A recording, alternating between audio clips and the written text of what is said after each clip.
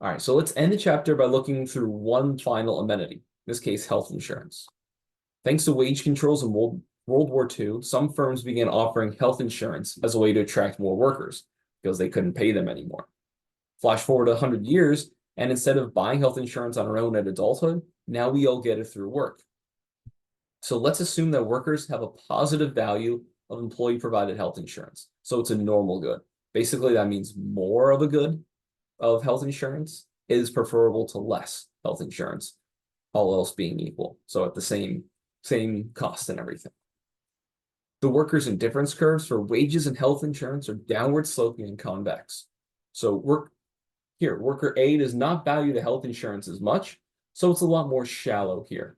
Whereas they would be willing to take large reductions in their benefit of their coverage in order to get a small gain in their wages. So moving from, say, here on the utility curve, they're down here on their health benefits.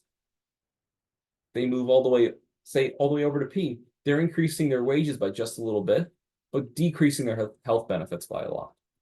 So they don't really care much about health benefits or health insurance. They're probably a single, healthy young guy. I really didn't care about health insurance when I started working. Meanwhile, worker B has a steeper indifference curve. So this shows that they value health insurance relatively more.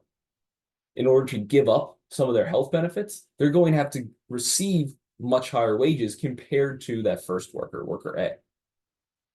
So workers A and B can choose a position along the same isoprofit line from the firm.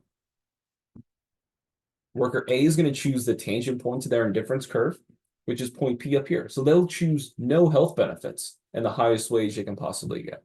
Whereas worker B values health benefits much more. So what they're going to do is choose here, point Q, where they have some level of health benefits and a lower wage than worker A.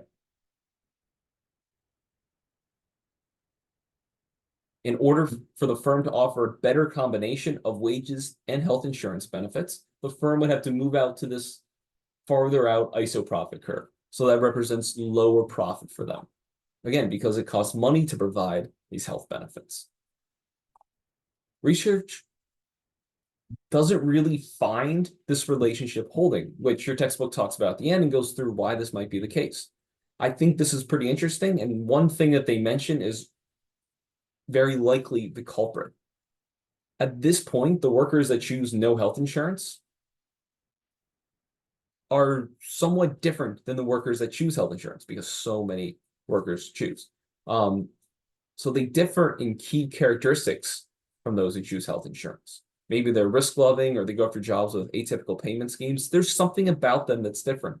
So it makes it very difficult to compare the workers that choose to go without health insurance versus the ones that do go for health insurance. And your textbook goes into several other possible explanations for that. All right, I'm running long, and with this, we will end the discussion for chapter 5 about compensating differentials.